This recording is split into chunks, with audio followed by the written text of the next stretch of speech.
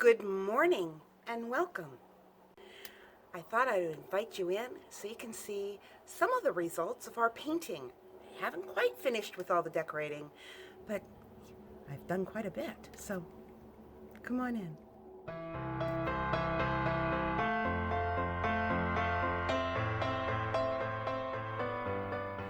Well, I just made myself another cup of coffee, and as you can see, it is a bright and sunny and beautiful day, and I believe this is like the third day in a row that it has been warm and beautiful, and definitely our Indian summer, even though that's probably not a politically correct statement anymore. What can I say? You can see the plum behind me, and yeah, I'll show you. I didn't put up things the way I had them on the walls before. Kind of changed things up. I simplified it. I only have a very minimal amount of things compared to what I had. Let's put it that way. It's probably still plenty, but not as many. So here, let me show you. So over the window, I put my stained glass back up. That's on this side and on this side. And I put my little greenery back up because I just really like it. There's all sorts of berries and grapes on it. But above that, I put the little pig that Timothy had drawn for me. And yeah, that's all I put up there. And then if I go over here, my mother had bought that pig. It's tin. Somebody cut pieces of tin and made a pig out of it. So over here, I just have the little sign. This is Gammy and Papa's house. No parents, no bedtime, no rules. And my youngest son and his wife gave me that the first Christmas that their little boy, baby Ben, was born. And that's all I've done in here. I have not even done anything, as you can see on the wall there. Oh, I just bumped into my cupboard. I haven't done anything because, well, we'll talk about that in a minute. Now on the wall where my cabinet is here, I decided that I was going to display all my plates and my teacups here. The way I had it before, it really didn't display them well. Not with the cabinet. It worked really well before I had the cabinet, but once the cabinet came, yeah, that kind of overshadowed the plates. And so I thought this placement just looked a lot nicer. Now in the living room here, I added a picture. I added that picture there. It's right there. Sorry for the jerkiness. I don't know why my camera does that. It jumps every once in a while. These pictures are what my grandfather painted when he retired. And that painting at the bottom I had in the other room, and I decided to bring it out here and group it here. So, yeah, changed up just a little bit. Again, I'm really sorry for the lighting, but all I put up above my fireplace was the picture that Bruce painted for me when we moved here. And I didn't put the sconces back up, and I just have a real clean look on the mantle. Now, this right here is a little umbrella tree that my daughter-in-law gave me. It was only about 10 or 12 inches high, and in the last 3 years, I don't know, I guess it's just a happy plant here. So I decided I was going to put that there because I thought it would be nice by the fireplace there, and it's getting so big. And then Timothy's painting of Timothy, I should say, is right behind that, but you just can't see it real well because of all the lighting. Now here in the hallway, I'm like really surprised as I'm looking at my camera. That color of that wall doesn't even look like the wall color. It's the same color as what you see here and here, but it's showing up wonky there. So I don't know what's going on with my camera, but I decided that I was going to put all of my grandkids' pictures here in the living room where I can see them more. And then as we go into the hall, what I did here is, this is a little cardinal that my grandson Nathan drew for me. And I like birds, and so I decided I had that beautiful little plate that has birds on a fir tree, and so I put that above it. And then over here, this is a ceramic thing that hangs, just hangs on the wall there. Like I said, I like birds. And then over here is another plate of birds, and that is my grandson and my granddaughter, Jessica and Jacob. So what I did here on the where the oh forgive me the let me back up. Okay. So what I did here is instead of hanging the pictures on the wall, I just have the one picture you see to the side there. That's just a picture of Timothy hugging my daughter Tabitha. And then on the other side over here is a double frame picture. It's me on my wedding day with Rick, but the picture on the top is me and Rick with Timothy. And Timothy's standing behind us and he's hugging us. But anyways, I put all of my kids' wedding pictures up above. And I just thought that looked really nice. So here we are back at this very plain wall. This is where I had some metal shelving and a bench, and it just was not functioning anymore. We had gotten the bench when my grandkids were really little and they were coming over and they needed to sit down to put on their shoes and take off their boots and all those fun things, and a place to put hat and gloves, and well, don't really need that anymore. And so it really just became a place of to set things you didn't know what to do with. And so what I've decided to do is I ordered a bookshelf. It's small. It's only, I believe, 28 inches high. And that's going to go here. And it too is made, it's black metal. The legs and the supports, I guess, but it's a barnwood shelf. So I ordered that. It was very inexpensive on Amazon, and I don't believe it's coming until the 16th. So I'm going to wait for that to come before I put anything up on the wall here because, yeah, kind of want it to coordinate with the bookshelf.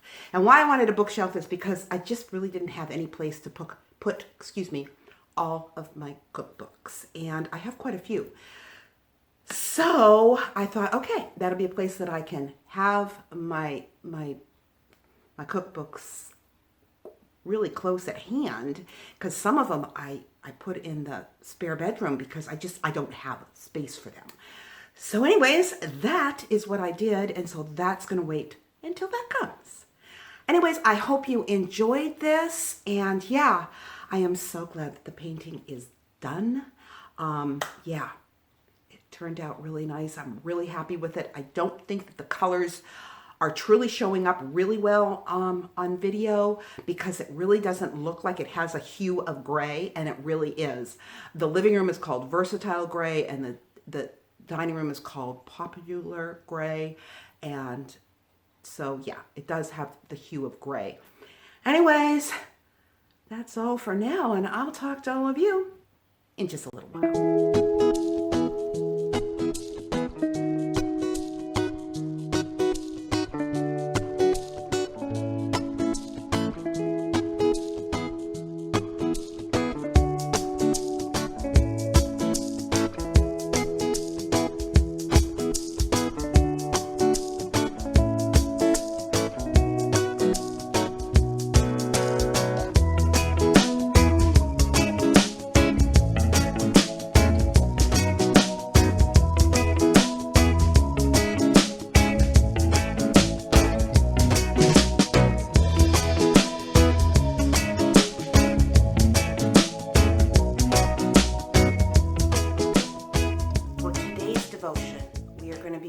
Psalms 92, verses 1 and 2.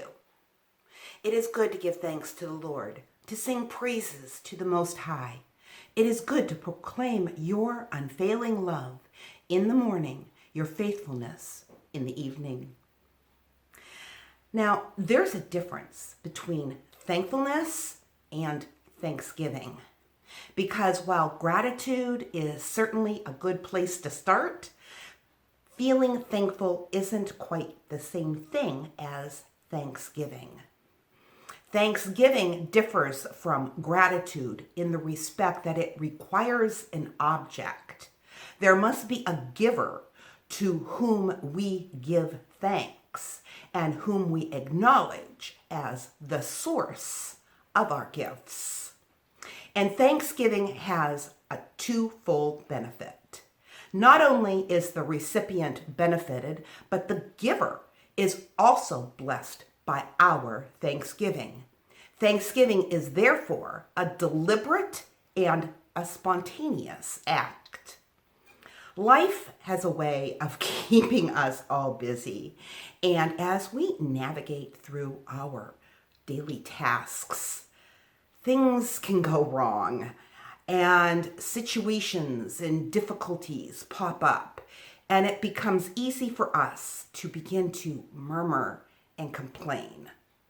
Yet it is because of these irritants and annoyances that we recognize that we have pain, that we are sensitive, and that we have emotions. And it's here in these times of difficulties and disappointments that we need to stop and see the hand of God and say, Lord, thank you. For a thankful person is a grateful person.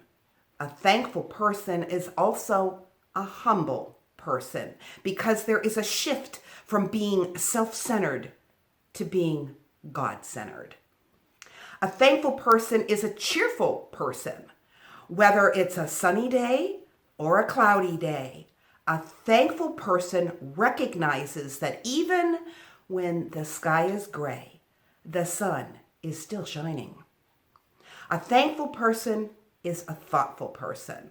We need to take time to look at the things God has done in our life. When we thank Him, we are saying that whatever happens, we know He is in total control. If we keep our thoughts constantly focused on the problems in our life and in this world, it will rob us of the joy of drawing closer to Him. Instead, we need to turn that situation, that worry, that anxiety, the trouble into a platform to thank God and see what happens with anticipation of His will being worked out. All the while, we keep a heart of praise and thanksgiving. This will strengthen your relationship and my relationship with the Lord. It's only then that our thanksgiving will touch the lives of others so that they will recognize the presence of God in our lives. No matter what, let's keep thanking the Lord amidst our trying and challenging situations, especially given what's happening in America in politics. You know, like I always say, life happens. I used to ponder what the will of God was for my life until the Lord revealed my heart the understanding of 1 Thessalonians chapter 5, verses 16 and 17, that tells us, and listen closely, rejoice always, pray without ceasing, in everything give thanks, for this is the will of God in Christ Jesus for you.